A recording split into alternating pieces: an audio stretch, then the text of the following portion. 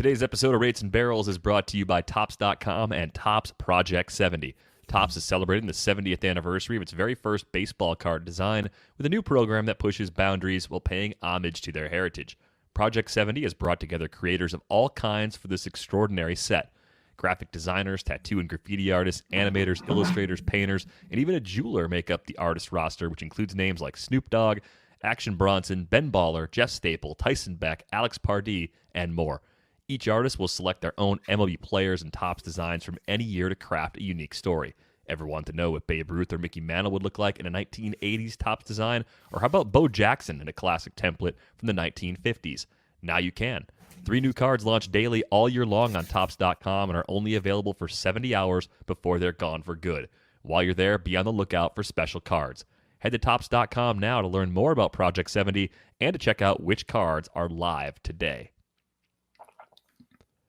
Welcome to Rates and Barrels, presented by Topps. Check out Topps Project 70, celebrating 70 years of Topps baseball cards. Derek Van Riper here with Eno Saris. Welcome to those of you watching us on YouTube. Be sure to hit the like button on this video and subscribe to the channel if you want to get updates every time we have a new episode available. On this episode, we will discuss the challenges, or at least the perceived challenges, of replacing a star in the wake of Mike Trout's calf injury, which, yes, that is a huge bummer. Eno continues to run hot. Spencer Turnbull no-hits the Mariners. I think Eno's guys just keep matching up against Seattle. I think that's part of the secret. But we'll dig into that and a few other interesting recent pitching performances. We're going to dig further into the idea of home run suppression being a skill and provide some insight as to how you might be able to find some pitchers who really, truly own that skill on a year-to-year basis. So a lot of ground to cover here. Let's get right to it. We'll start with the Mike Trout situation. He's out 6 to 8 weeks, It's the grade 2 calf strain. For now, they're not bringing up Joe Adell and Brandon Marsh, so there's that. I don't think those guys are far away. At least one of them should be up relatively soon because, as we've said many times, this is an Angels team that fancies itself a possible playoff contender. So at least they've got some high ceiling options to potentially bring up and bridge the gap until Trout's return in a month and a half or 2 months from now. But for fantasy managers, this is a tough blow because it happened early in the week. So in weekly leagues, in a lot of situations, you're stuck with Trout taking a 0 the rest of the week.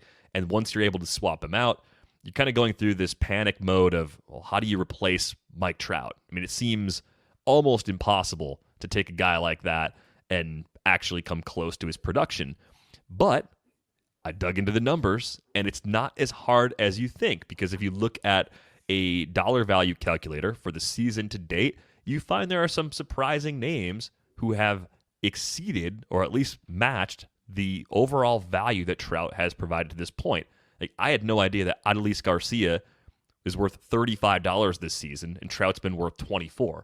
And of course, why we pay the premium for Trout in the first place? Well, we expect him to hit that high end at a much more consistent rate than someone like Garcia. Isaiah Kiner-Falefa has been more valuable in 5x5 leagues than Mike Trout. Yeah, Tyler Naquin has been equally valuable to Trout so far. Randall Grichuk has been equally valuable to Trout so far. There's a common theme there, though, that they've all been a little lucky on batting average. Yep. So, like, if you're looking at like going forward, you would take Trout's batting average over all those guys, and so therefore probably fantasy value still. But it is a good point. And that is the hardest thing, right? To replace. You're looking at trying to replace Mike Trout's batting average. I mean, we were looking through this earlier, and on the first page, a projected rest of season batting average from the bat, there's almost nobody who's available.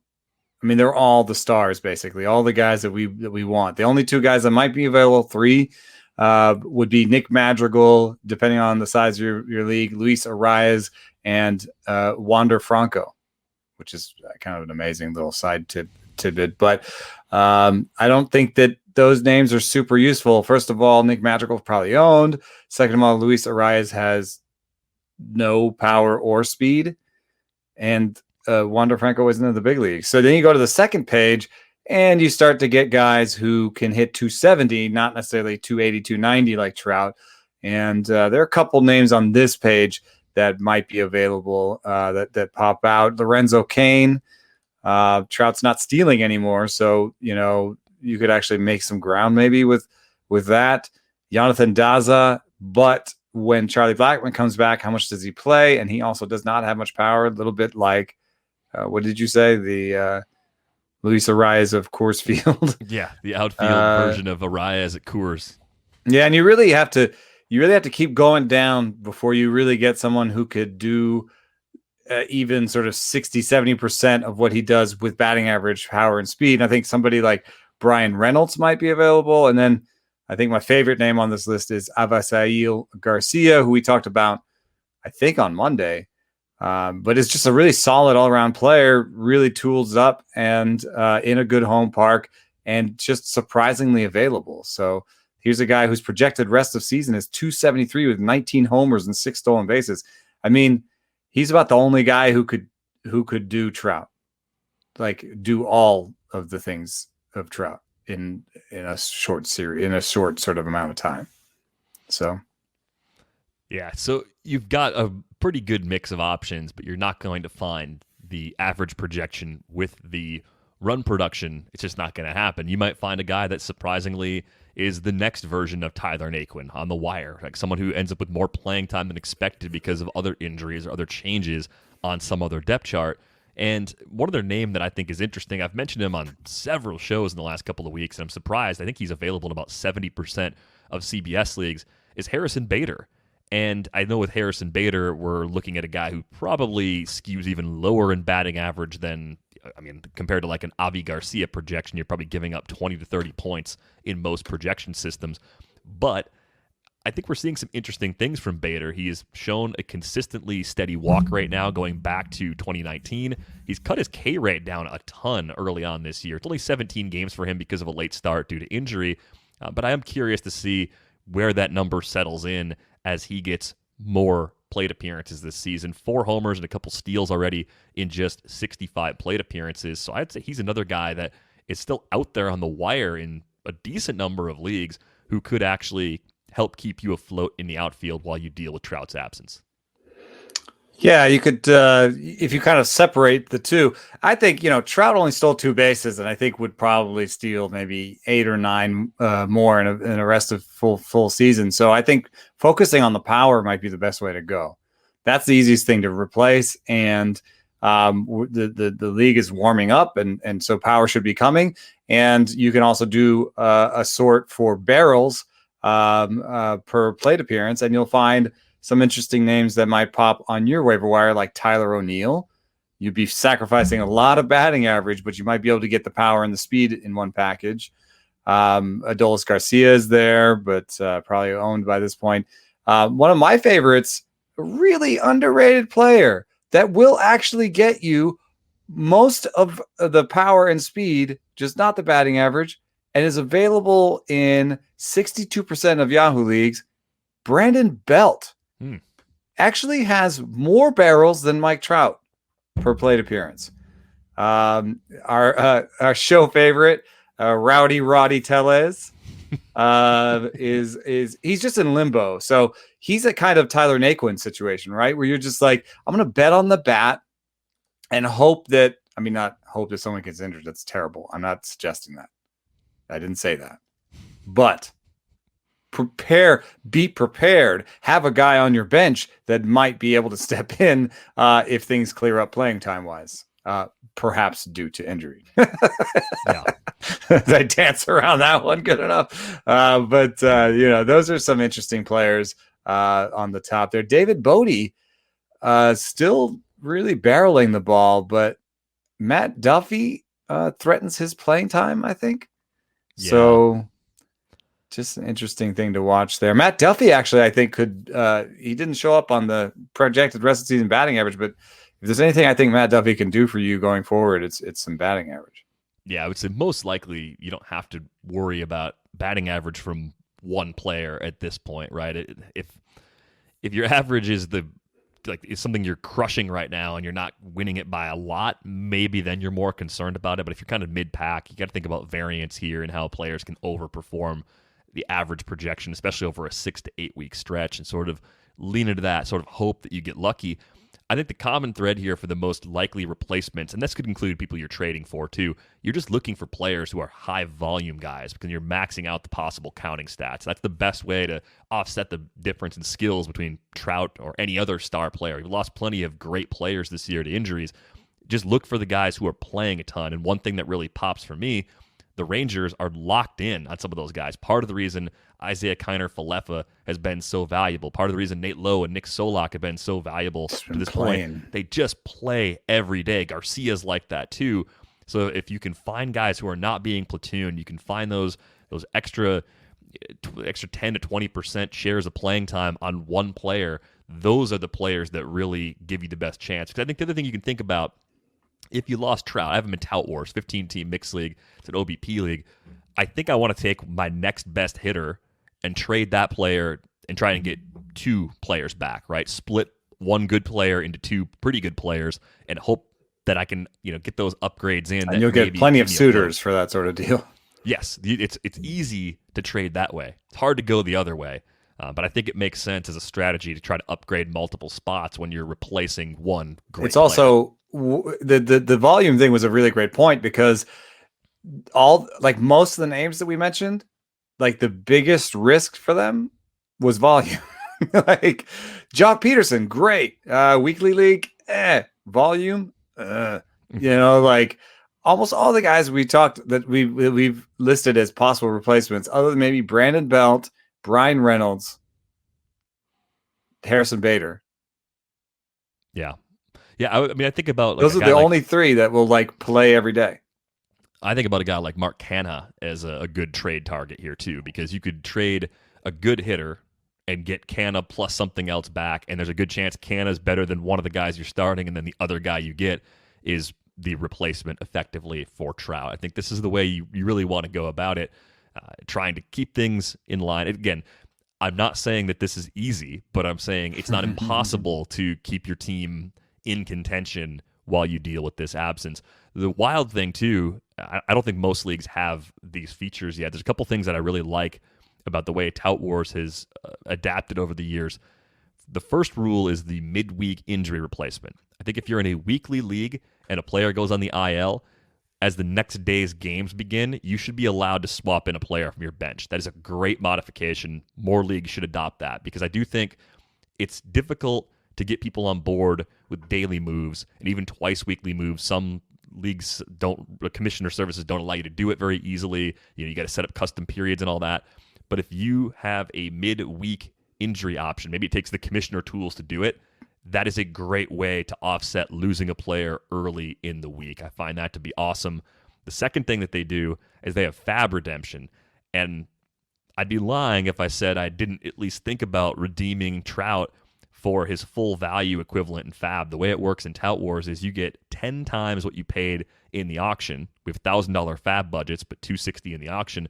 Trout was a $51 player in that auction. So you get $500. I'd get 510 fab back if I let him go. I think Trout's just too good to actually do that. I think getting him back later is 6 worth to 8 weeks. So if he's 8 weeks, he comes back July. After the All-Star break. Yeah, you want him.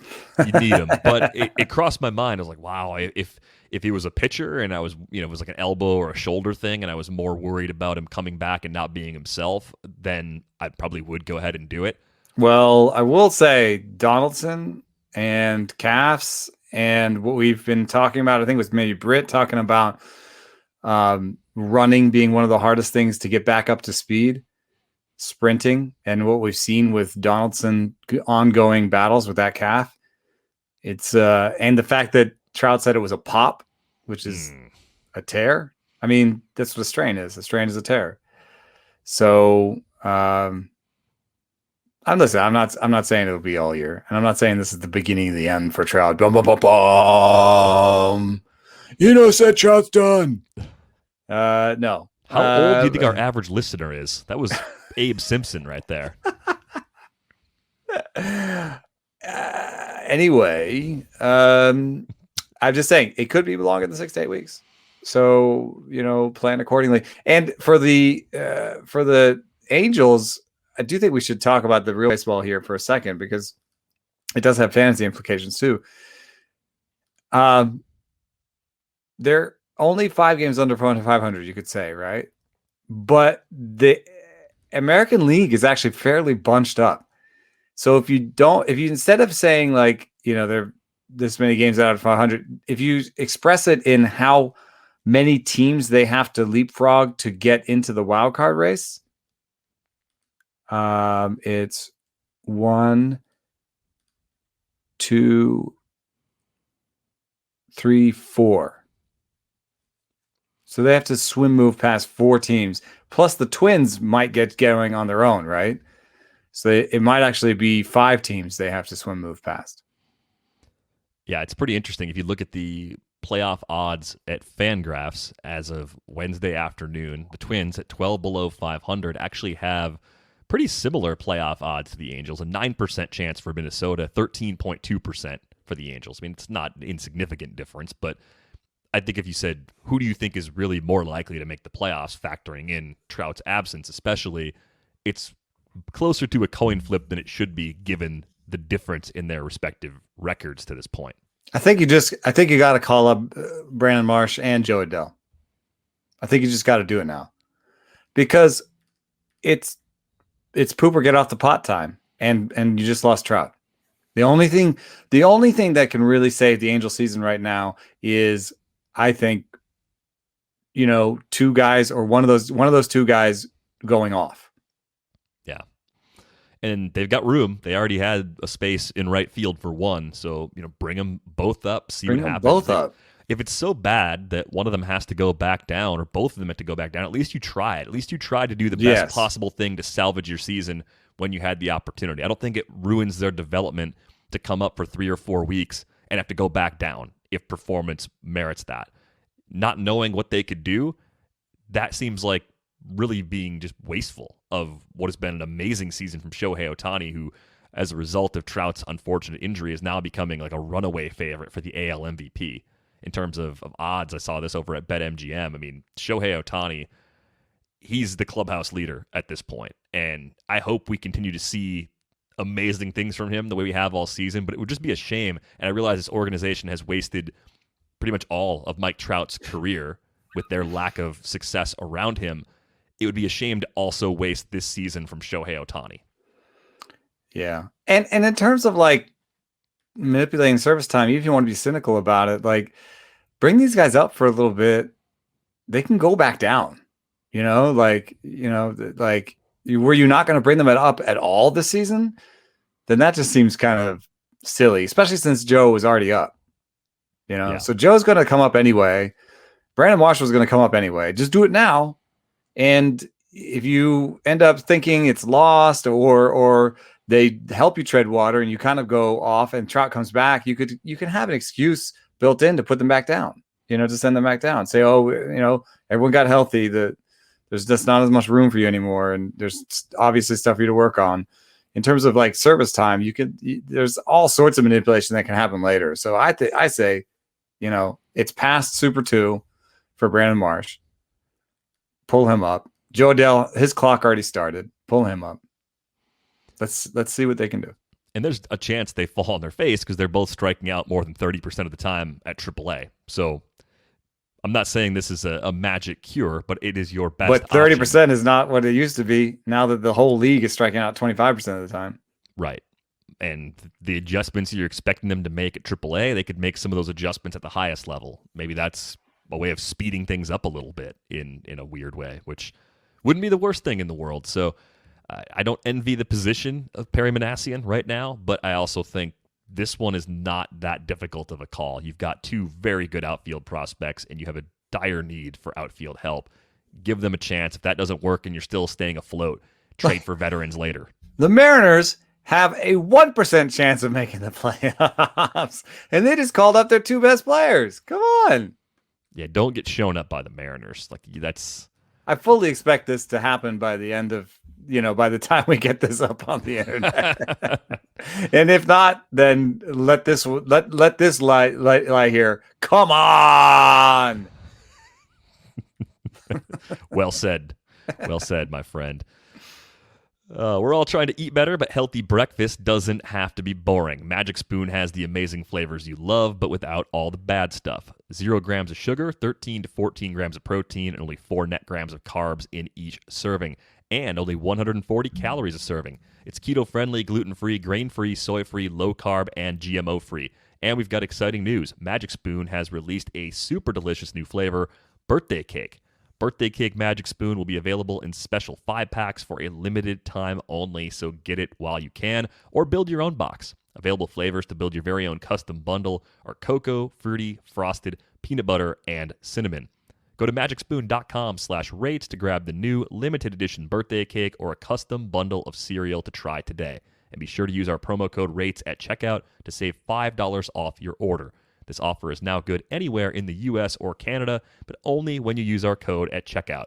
And Magic Spoon is so confident in their product, it's backed with a 100% happiness guarantee. So if you don't like it for any reason, they'll refund your money, no questions asked.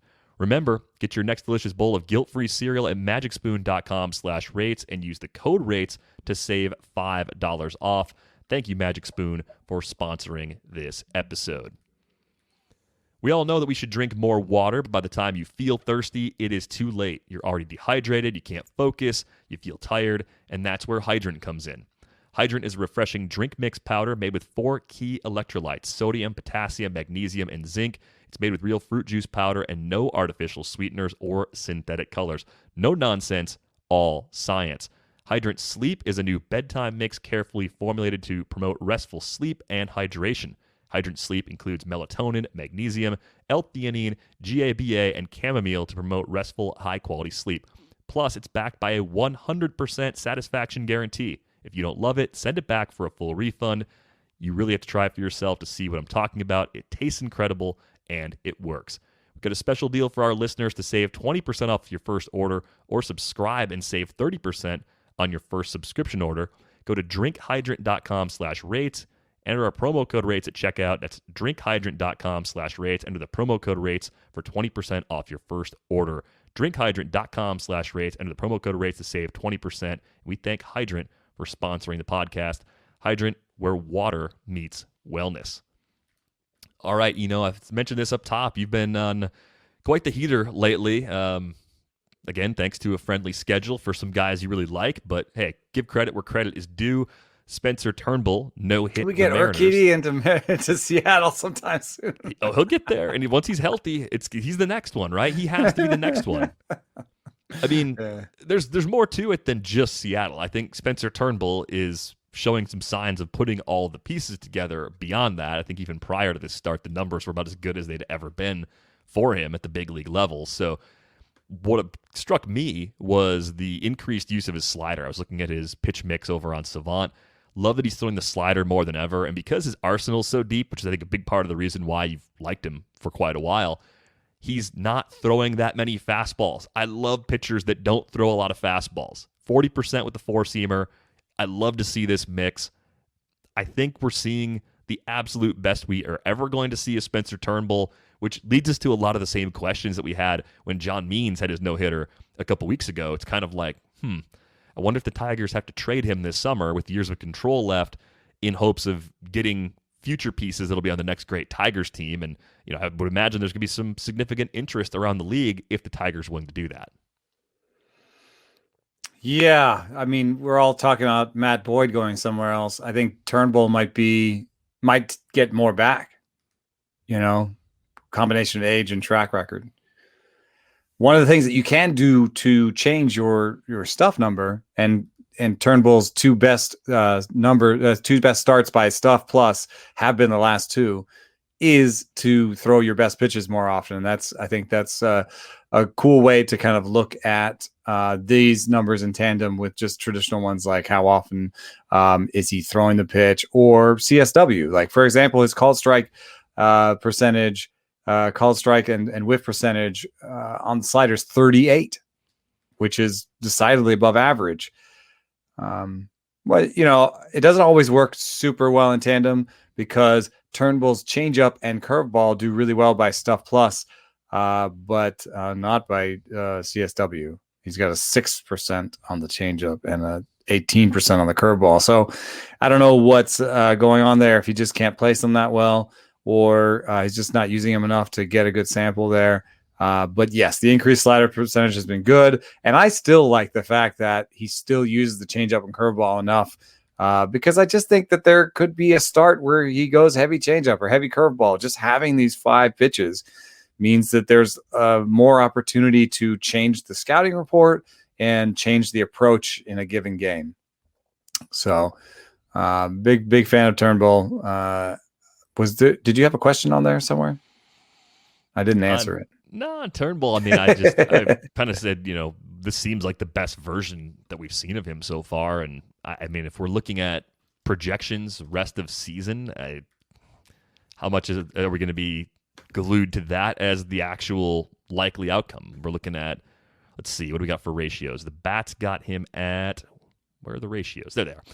454 and 139. That seems a tad on the high side with both. And it would have seemed high prior to this no-hitter, too. I mean, we're talking about a guy that had a 397 in the shortened season and a 134 whip. So I didn't see a reason for him to fall apart after last year because I didn't see a 12% walk rate being his skills baseline. That looked like an outlier to me.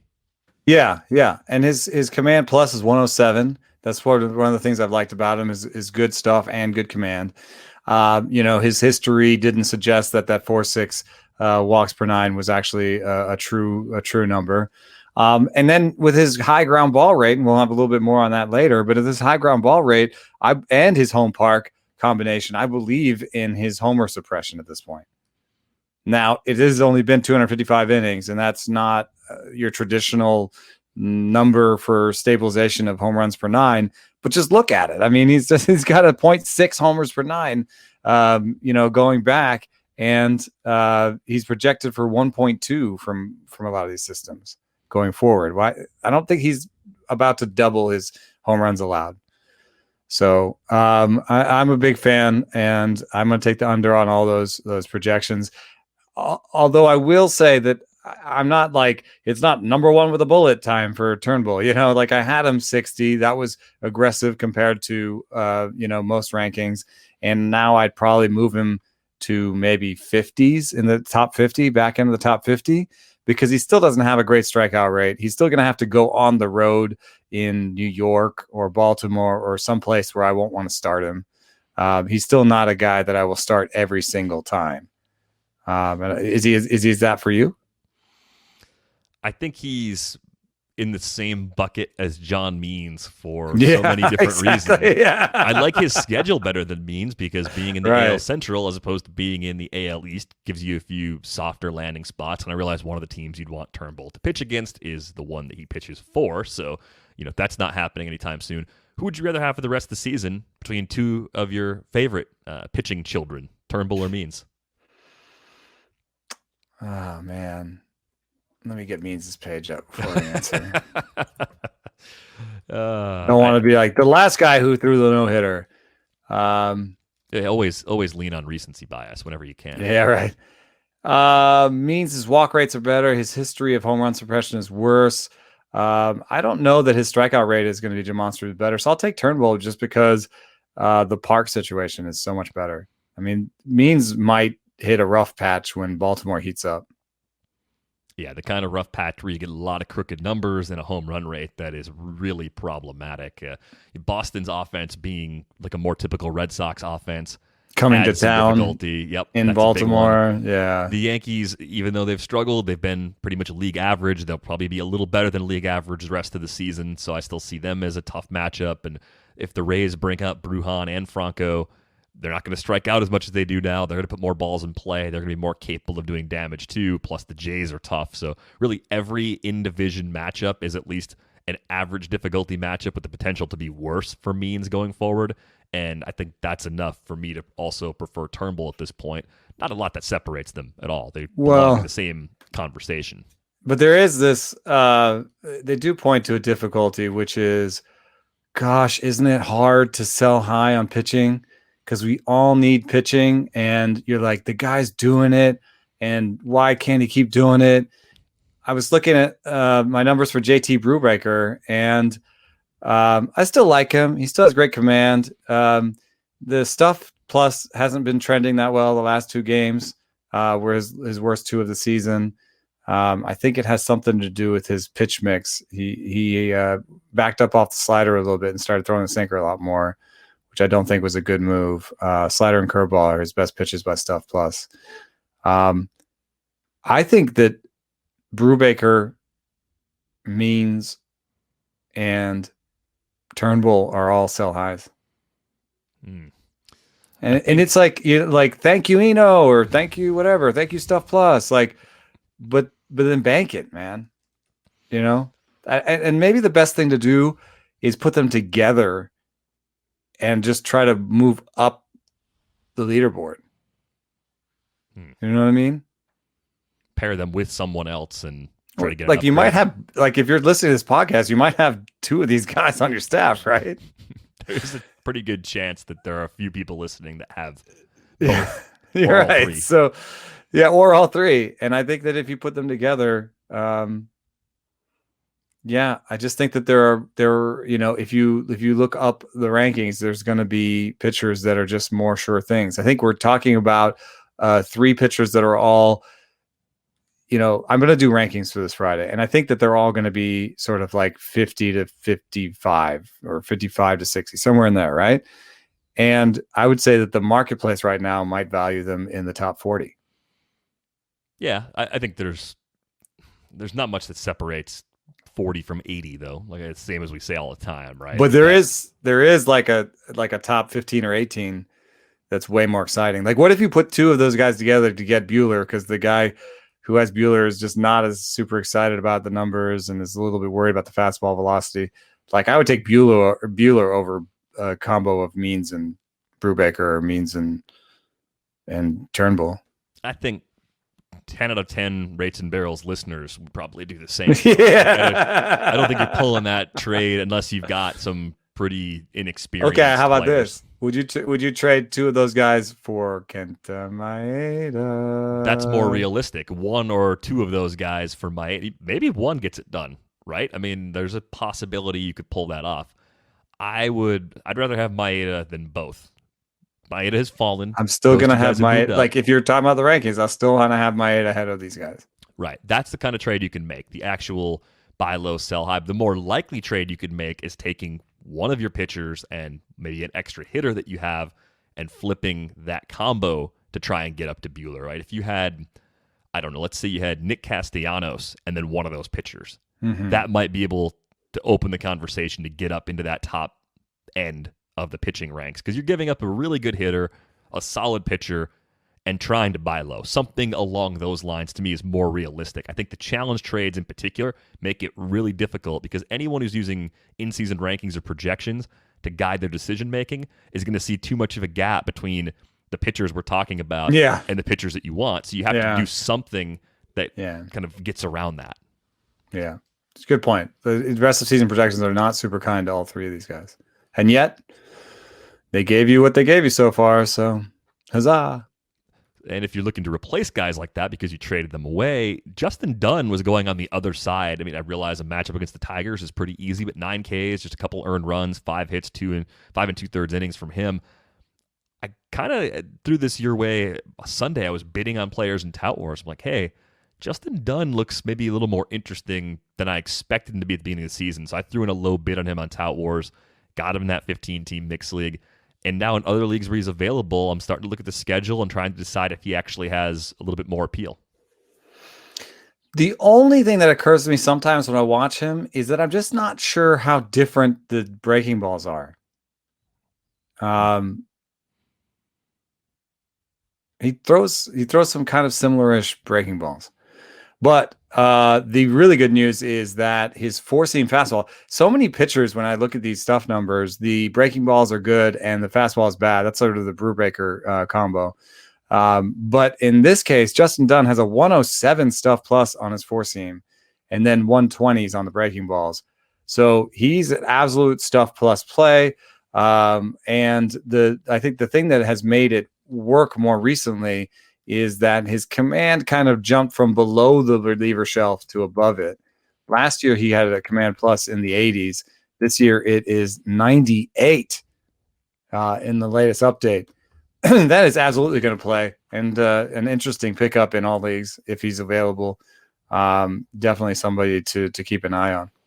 And I think with Dunn, I look back at the track record. Maybe this is a trap similar to looking at the minor league track records of strikeout rates for hitters and saying, oh, this guy's not going to strike out that much in the big leagues. He didn't strike out that much in the minors.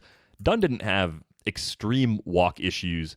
I mean, at Double-A, 7.1% in 2019. That is absolutely fine at Double-A. Missed plenty of bats. Did a decent job keeping the ball in the park. Has done a pretty good job keeping the ball in the park so far this season.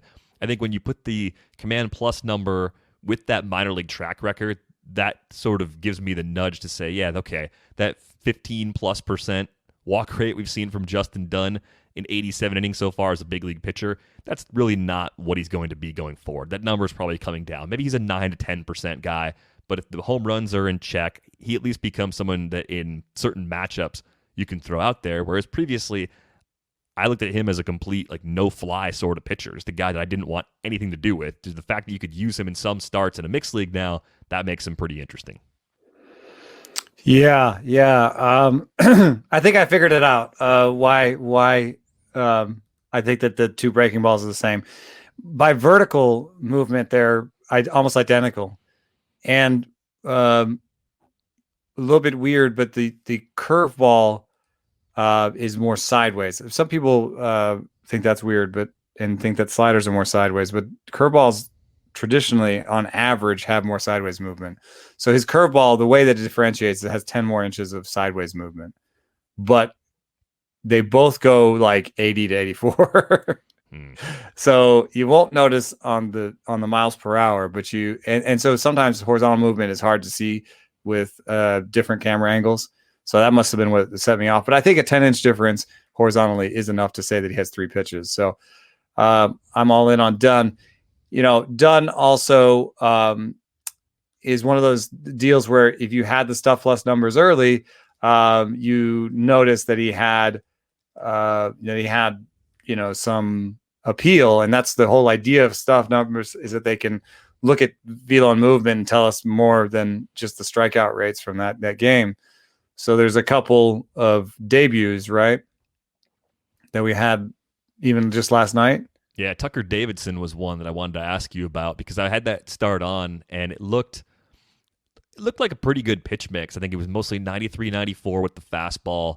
The secondary stuff looked okay. It looked like he had pretty good command too, which after watching the Logan Gilbert debut last week, we know guys come up. Sometimes they just have nerves and they're not going to be as sharp as they have been in the minors. But I actually came away somewhat impressed with Davidson and was kind of curious what the numbers underneath revealed, because any starter in Atlanta immediately becomes worth thinking about. The team context is generally good. The bullpen has struggled, but they score runs and win probability is at least solid. It's an organization that develops pitching reasonably well. What did you see in some of those underlying numbers from the Davidson debut? I was trying to match the input, like the eye scouting, with what I thought Stuff Plus would say. And so I think so. I thought the slider would be great because that slider had 2 plane movement and was 86. So what I do know from Stuff Plus is that hard breaking balls are get good numbers. I also thought that he placed it pretty well. And so when I looked at Stuff Plus today, I saw 135 Stuff Plus on the slider. It's only 30 pitches, so you could expect variation. You could expect it to go up or down by 6 as much as 6 in the next start.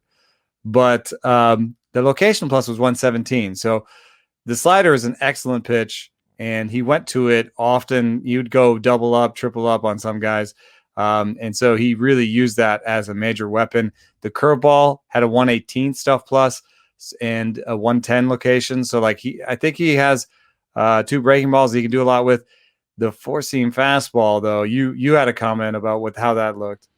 I thought it just looked straight, like really straight. And one thing you told me before the show is, yeah, maybe it has decent ride, though, because the camera angle does impact how we perceive a fastball on TV, but it looked like a pretty ordinary 4-seamer to me. Yeah, I have a hard time scouting fastballs, actually, which is weird because, in the past you would look at the fastball velocity and be like, wow, 98 with the, you can see tail, right? but I don't think the tail is super valuable because I will tell you one thing. I just traded away Marcus Stroman in a keeper league. Traded away Marcus Stroman for Ryan Yarbrough and Heimer Candelario in Devil's Rejects 20-team dynasty. And the reason I did it is Stuff Plus hates Marcus Stroman. 77 Stuff Plus for Marcus Stroman. And when you watch him, you're like, wow, look at all the bend on that sinker. It's an amazing pitch and blah, blah, blah. And I think that there's a fair amount of horizontal movement that is not super good, super useful for pitches. And then you said, I posted this in the last time I put a piece out that look at Trevor Rogers' four seam and look at Julio Urias' four seam, and those are separated by like 20 in Stuff Plus. And yet when you watch them, I don't know, So I did caution you on that. However, Tucker Davidson's fastball has a 69 Stuff Plus. Not great, and not interestingly nice. Enough, I left the door open for you. If you Tucker Davidson was just demoted as we're recording. It doesn't necessarily mean he's not staying in the rotation. They might just be looking for extra bullpen arms right now, and they'll put somebody else on the IL in a few days when they need to bring him back up. But I mean, they lost Soroka for the year, so there is a little whiff of a opportunity there in that rotation. Well, and the Huascar Ynoa bench punching, which I don't know if we talked about that on Monday. It's just sad because he looked pretty good, despite the fact that he got hit a little on Sunday. I was impressed with the two-pitch mix. Plenty of velo, lots of movement on that fastball. That is a gross fastball. It was like 98 with plenty of run. Like I just made me wonder, like, how on earth did we not think he'd be at least a useful arm prior to the season? Once it started to happen earlier in the year, of course, he got under the radar. He was a bit of a watch the radar gun, which is a simple thing. We're gonna give you another really simple thing to watch out for with the question coming up, but sometimes it is just as good as watching the radar gun. Like he jumped up to like sitting 96. What about Bailey Ober? He got up for the Twins. Oh, but I do want to say one last thing about Tucker Davidson. Overall, the Stuff Plus is still 102. This is not a crazy, like, it sounds terrible to have like a 69 fastball, but like generally the fastballs are a little bit lower, and there are a lot of pitchers who succeed with suboptimal fastballs. So I would say that I remain like pretty upbeat about Tucker Davidson. I got some David Peterson vibes watching him. I think he throws a little harder than Peterson. And he has a better Stuff Plus number than Peterson. Yeah, and if David Peterson's useful in your league, then Tucker Davidson, assuming he's back soon, is also probably useful. Yeah, David Peterson has an 86 Stuff Plus with a 121 slider, and his sinker is 67, and his four seam is 77. So the fact that Tucker Davidson has two breaking balls that are good, I think that he could be better than David Peterson. Ober did poorly. I mean, he's a non-pedigree guy, a 12th rounder of the Twins back in 2017. Also, surprisingly, like, despite his stature, his giraffian stature, he wasn't really like a stuff guy, even just sort of watching him. So 102 Stuff Plus on the changeup, but that was not his sort of primary pitch. The slider only 96, and the four seam 78. Overall stuff 82. Really hated his curveball at 62. So there is some opportunity because Pineda's down, but I don't know that I'm putting many eggs in the Bailey Ober basket.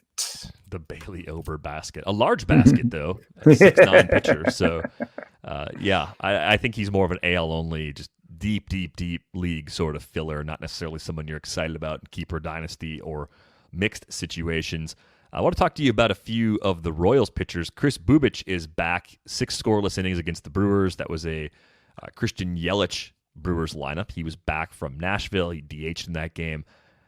Am I wrong for looking at this group of pitchers, which really includes Singer and Bubic, and Brad Keller is kind of part of this too, and thinking that these guys are just interchangeable, like they're mostly two-pitch guys, and I don't really see high ceilings, even though the floors look pretty steady for most of them. They all look like they could at least be competent back-end starters, even if they don't bring the high ceilings that we're always looking for in young starting pitchers? Yeah, I almost feel like I can't pick the right one. Like I almost feel like they are all good picks at home, especially with certain matchups, and you're just like you're always picking one of them, and then you could pick the one that blew up. But there has to be something about pitching development that they're doing a little differently, because yes, I think they think it's fine to be kind of a 2-pitch guy. But Brady Singer has a 97 stuff plus. Chris Bubich has like a much worse number. I was just looking at it. I've forgotten it already. It's very forgettable. His stuff plus is Bubich's stuff plus is 72 and has not moved off of 70 all season. Brad Keller, though, does something slightly differently from the rest of them, and it's not just the seam shifted wake. Brad Keller and his 102.7, so 103 stuff plus with a 161 stuff plus slider, which is, I think, one of the top 5 in baseball. And a 95 4-seam fastball. Yeah, he's a 2-pitch guy again, but it gets him through far enough, and he gets ground balls, man. A lot of ground balls. He gets ground balls, and I did a search for a ground ball rate in the last 5 years. He's 10th in ground ball rate in the last 5 years among qualified starters, and has a real nice homer per 9, 6.66 homers per 9 in the 5-year span. So I just think that Brad Keller is a step above the rest of them. And I took a quick look at his game log, and I realized that I think those 3 early blowups have kind of changed our appraisal of Brad Keller. And a lot of people are just out on Brad Keller because he does not have a high ceiling anyway. So they were like, well, if he's got a low ceiling and a low floor, why are we interested? But in his last 4 starts, he has a 3.80 ERA with about a strikeout per inning, 1.2 homers per 9. The ground ball rate's down a little bit, but he seems to have figured something out. And I love him as a home play. So I'm going to put Brad Keller slightly above the other 2, but I'm also agreeing with you mostly. And Keller is a very gettable starting pitcher, either straight up off the wire or as a throw-in in a trade. Really not going to take much to acquire him from teams that currently have been riding it out with him, but always good to notice and point out when someone gets shelled or goes into a terrible slump early in the year. They have a bad April and they start turning it around in May. It takes more than a month sometimes to undo all that damage from the very first month of the season. Look, no one's perfect. Even the best baseball players strike out with the bases loaded. The best golfers sometimes 3-putt with the tournament on the line. So if you feel like you come up short in the bedroom sometimes, it's perfectly okay. And if it's bothering you, there are options. Go to GetRoman.com/rates now. With Roman, you can get a free online evaluation and ongoing care for ED, all from the comfort and privacy of your home. A U.S. licensed healthcare professional will work with you to find the best treatment plan. If medication is appropriate, it ships to you free with 2-day shipping. The whole process is straightforward and discreet. Getting started is simple. Just go to GetRoman.com/rates and complete an online visit. Take care of your ED without leaving home. Complete an online visit today to connect with a doctor and take care of it. Go to GetRoman.com/rates now to get $15 off your first month. Look, there's a straightforward way to take care of your ED. GetRoman.com/rates. Get started now to save $15 on your first month of treatment. The Manscaped engineering team has confirmed that they have successfully created the Lawnmower 4.0 trimmer, which is now available for purchase in the U.S. and Canada. Join over 2 million men worldwide who trust Manscaped with this exclusive offer for you. 20% off and free worldwide shipping with the code RATES at manscaped.com. What makes this trimmer different than all other trimmers? How about a new multi-function on-off switch that can engage a travel lock, created for people who like to travel? The optimized Lawnmower 4.0 trimmer is also waterproof, so you can groom in the shower and make cleanup easy. And did I mention wireless charging? The Lawnmower 4.0's new wireless charging system uses electromagnetic induction, which can help battery length last longer. Get 20% off and free shipping with the code RATES at manscaped.com. That's 20% off with free shipping at manscaped.com and use code RATES. Unlock your confidence and always use the right tools for the job with Manscaped. All right, so we were just kind of hinting at this a bit, talking about Brad Keller, but we had a question come in from Isaac. I've been talking about home run suppression as a skill that some pitchers have, and Isaac actually plays in a couple of auto new leagues, so he's always looking for pitchers who avoid homers because in that format, which is a points format, there are stiff penalties for giving up home runs. Are there any indicators he should be looking at to identify pitchers who are good or could become good home run suppressors? Thanks, Isaac. Yeah, I think he said in there that he kind of looks at parks. There's this weird finding though that fly ball pitchers and ground ball pitchers, the park doesn't matter so much to the home run rate, which I still can't figure that one out. We've talked about that one before. I don't want to talk about it anymore. But I do think the parks matter. And one thing that you could do is if you just look at and this is my idea, is just use ground ball rate as a proxy. There are way more fancy stats. There are fancier stats that you could use. But when you look at ground ball rate, you realize it's a pretty strong indicator. Over the last 5 years, if you sort by ground ball rate, you've got Marcus Stroman with his 0.9 homers per nine, Dallas Keuchel with his 0.9, Lance McCullers with 0.8, Clayton Richard 1.2, Tyler Chatwood with 1, Brett Anderson with 1, Mike Montgomery with 1, Max Fried with 1, Luis Castillo with 1.2, despite his home park. Brad Keller in 10th in ground ball rate with a 0.7 homer per nine, where that's somebody who has similar skills as maybe somebody like Clayton Richard with a great ground ball rate, not as great strikeout rate, but he had a better home park. So I still think that the park matters, and I think the ground ball rate matters. Now, the trick that the way that you can use this incorrectly, or the way that you can fall into a trap, is just by saying, "Oh, okay, fine, ground ball rate. I'll just pick up guys with great ground ball rate." There are bad pitchers with great ground ball rates. I just mentioned Clayton Richard. You know what I mean? Like, you don't want to just be, you really do want to combine ground ball rate. Like, if you look at ground ball rate plus strikeout rate, then I eliminate most of the clunkers on here. Even if you use 7 or let's say use 8 as a benchmark. Then you get Lance McCullers, Tyler Chatwood, who's been good as a reliever, Max Fried, Luis Castillo, maybe a good buy low, Sonny Gray, Carlos Martinez, who was great when he was healthier, Trevor Cahill, who's been a little bit underrated at times, Alex Wood, Aaron Nola, Noah Syndergaard, Zach Godley, even who has not had a bad home run rate, just bad walk rates. Patrick Corbin, Clayton Kershaw, Charlie Morton.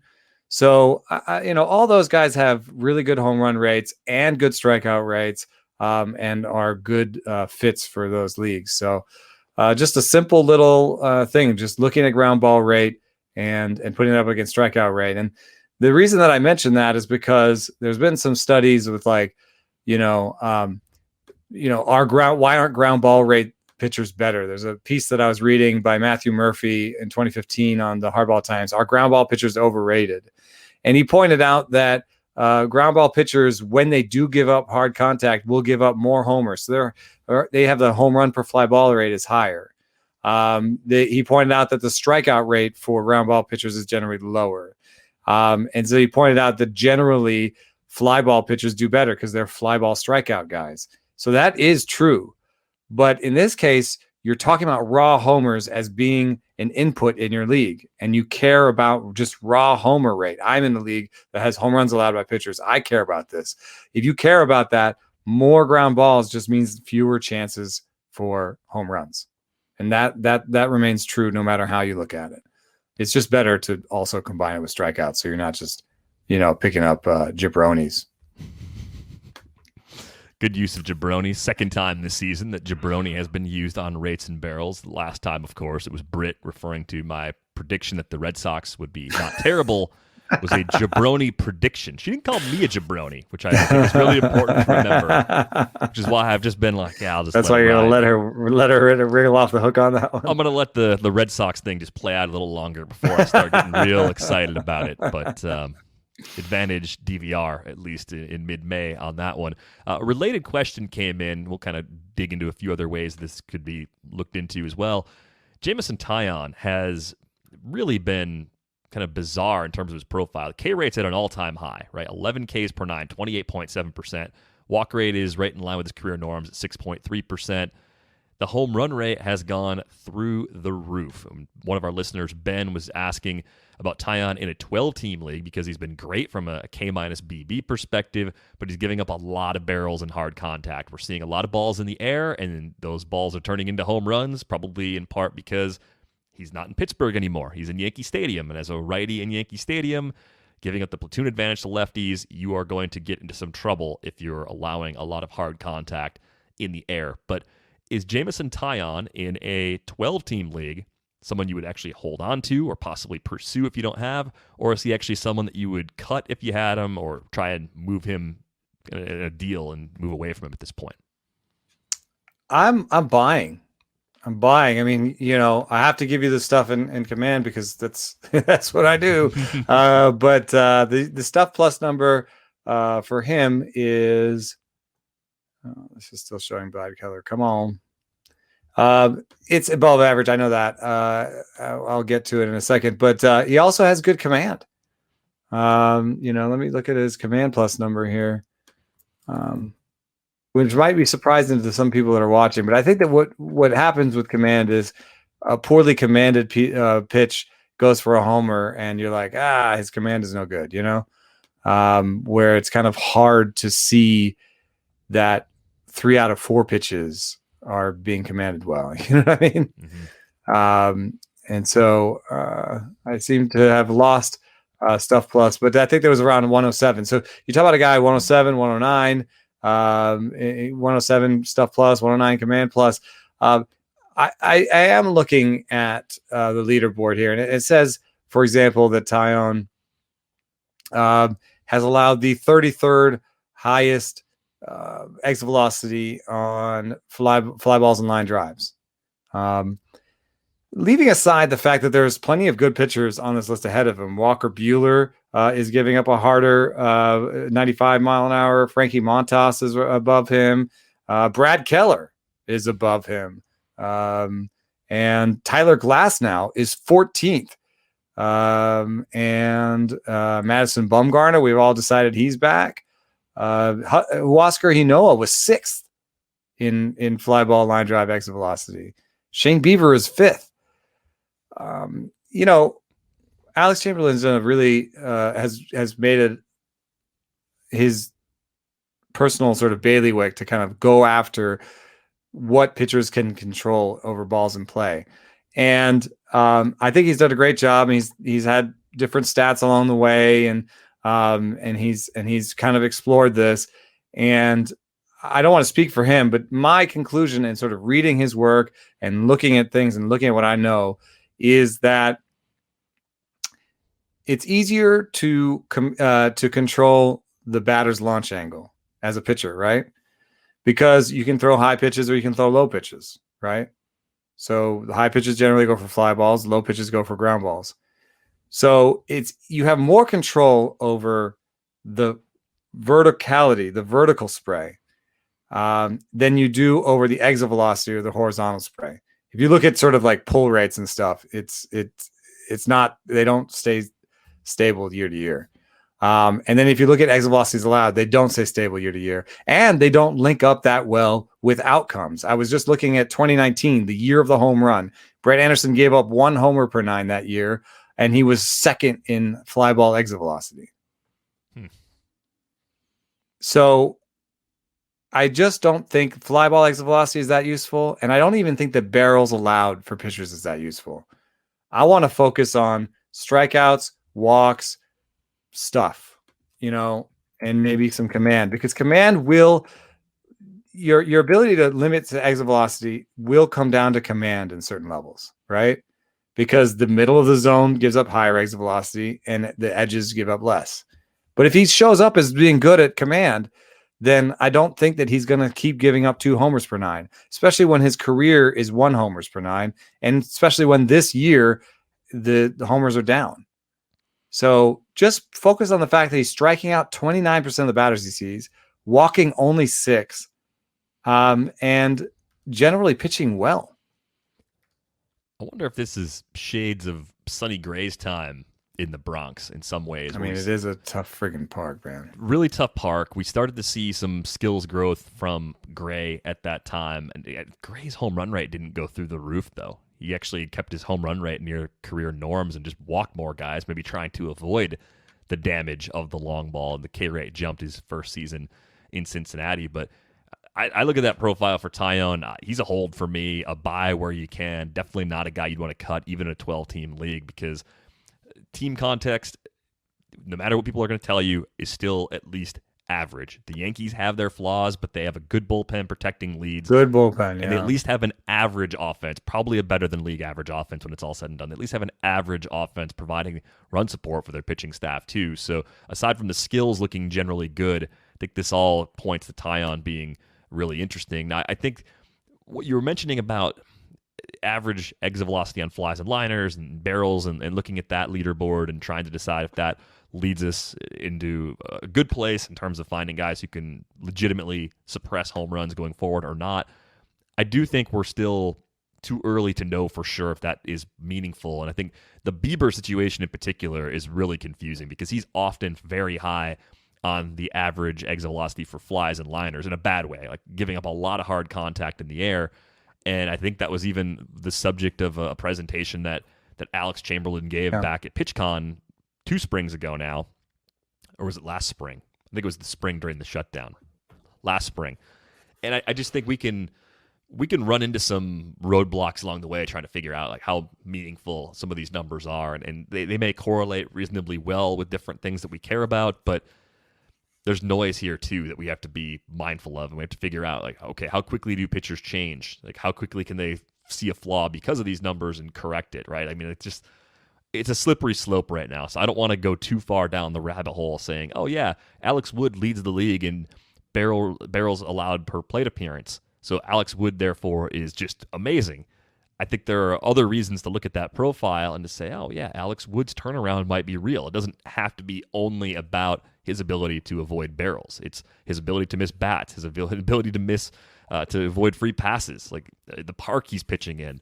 The home run rate's usually been good in his career, right? I mean, there are other things we can draw from. The ground ball rate's through the roof right now, 61.5% ground ball rate. Like if you said leading the league in barrels allowed in a good way, fewest barrels allowed percentage-wise, or elite ground ball rate, what's the better reason to support? I mean, they're not totally dissimilar. I mean, like part of the reason the barrel rate's so good is because of the high ground ball. So much rate. is on the ground ball, yeah. But I trust the ground ball rate being a skill that he might own, whereas I'm not as confident that missing the barrel at that level is necessarily something he is locked in on. Think about like, okay, here are the angles coming off the bat. This is like a YouTube thing. Here are the angles coming off the bat, right? Yep. You know, that one has to go down. There we go. These are the angles coming off the bat. The general angles. 45 is the most usually, and then there's a bunch of worm burners, right? If you're talking about ground ball rate, you're talking about this whole swath here. You're talking about like 40, you're talking about like 30 degrees, right? When you're talking about barrels, you're talking about this little bit here. You're talking about like 15 degrees, right? So you're hyper-focused on these 15 degrees. What about the balls that are just outside? You're not counting them. That's not a barrel. You know what I mean? Mm-hmm. You're only looking at these 15 degrees. If you're counting all ground balls, you're counting sort of like 30, 35, 40 degrees of possible outcomes. So you're just looking at a bigger chunk. And it's just going to be more meaningful, I think, than like, oh, that was a near barrel. Well, then should we count it? Or, you know what I mean? Was it luck? Did the hitter make a mistake? Did the pitcher get lucky? Did the pitcher do that? Yeah. So I just think it's like, I know it's a bit of a hammer and a blunt instrument. And then of course I think one of the biggest things that is confounding all this, and I was thinking about this with regards to the hot hand theory. So it's coming up a little bit because Steph Curry is going off in basketball, and no matter how you look at it, in free throws or 3-pointers, it's really hard to show any predictive ability of your next 3-pointer based on how many 3-pointers in a row you've made or how many free throws in a row you made. So that's been one of the biggest ways that people have said that hot hand doesn't exist. There is no such thing because you can't predict, like there's no real effect on Curry's next 3-point attempt on, doesn't matter how many he's made in a row, so there's no hot hand. That's been one thing. And then Rob Arthur has this piece in baseball where he said the hot hand does exist in baseball because, a pitcher's fastball velocity in a start can be predictive of how well he does in the next start. Right. But what I was thinking about on the dog walk this morning is that's not the hot hand. That pitcher's true talent has changed. Right. If you put that into your projection will be better because the pitcher's true talent has changed. He's not the same person. He's not Steph Curry taking one 3-pointer, then another 3-pointer. He's Alex Wood with 91 and Alex Wood with 92. And Alex Wood with 92 is going to be better than Alex Wood with 91, right? It'd be like if you could measure how hard a hitter was swinging the bat. Like when you're swinging the bat faster, you'd have a better baseline projection, but we don't. Right. We don't measure. We don't know it. That. So then we say the hot hand doesn't exist. Well, maybe it would. The hot hand doesn't exist. Like if I just flip quarters, there's and I just, the next quarter has nothing to do with the last quarter, right? Right. But if your true talent is changing, then it's a measurement question. You just haven't figured out what the right measurement is, right? And I think that's what's so difficult about pitching is their pitch mix changes from thing to thing, right? And then their opponent's strengths change from thing to thing. And then there's going to be like I was thinking about this. Merrill Kelly has been throwing his sinker more often. And so his stuff number has been going down, right? The next time he faces the Dodgers murder sinkers. They're like the 5th best in the league at hitting sinkers, right? What if he doesn't throw the sinker as much because the Dodgers like sinkers? So the scouting report says throw more 4-seams. Oh, and check this out. His 4-seam is better by stuff. Oh, and in the start, Merrill Kelly therefore has a higher stuff number. So the opponent somehow changed Merrill Kelly's true talent. Yeah. Yeah. You changed what you were trying to do to attack a particular fit lineup. His strengths and weaknesses better, but is another way of saying it. But generally, I think that changing your pitch mix, adding a pitch, subtracting a pitch, changing the movement on a pitch, changing velocity on a pitch, those are 4 ways a pitcher can change their true talent. And they can do that from start to start. So Taillon could come out next time and throw fewer fastballs. I think a lot of people are saying that. I think that could be a good idea. I mean, his stuff, like I got the machine working again. His stuff plus on the slider is 112, on the 4-seam is 110, on the curveball is 106, on the changeup is 100. He has 4 above average pitches. It doesn't seem like the fastball is a problem. The CSW on his fastball is 33%. That's good. But whatever it is, maybe there'll be some sort of change that Taillon will do. And then I don't know if I'll be right or wrong because he might make an adjustment and be a better player. And I'm right for having said that he was better than he was. See, I don't know if I'm getting across that how difficult it is to evaluate pitching. I just feel like their true talent is changing more radically from start to start than hitters. I'm just thinking about this from a Taillon perspective too. I think it's right in line with what we're talking about. Is his barrel rate is through the roof right now. His barrel rate allowed, but my instinct for a pitcher is to immediately regress back to previous levels. Right? It's a barrel rate. It over time. It's like BABIP. It's a fancier BABIP. It's that type of measurement, but just a little more precise in terms of what you're actually getting. So I think it's a key difference is like how we think of barrels. Like hitters, I think, have a lot more control over their barrel rate than pitchers do. Mm-hmm. It's not that pitchers have no control over it, because if you throw the ball in middle parts of the zone too often yes, you will yield a high Give up barrel barrels, rate. yeah. But I do think there's a much greater degree of control when we're talking about a hitter and his barrel rate than we are about the pitcher and the barrel rate that he allows. Yeah, and I think that has to do with command just being tough. I think command is the sort of barrel and those sort of outcomes, and stuff is more related to whiffs. But and this is interesting for the wonks, like stuff is trained towards outs. So that's why like Urquidy would look good, but maybe not have the best strikeout rate.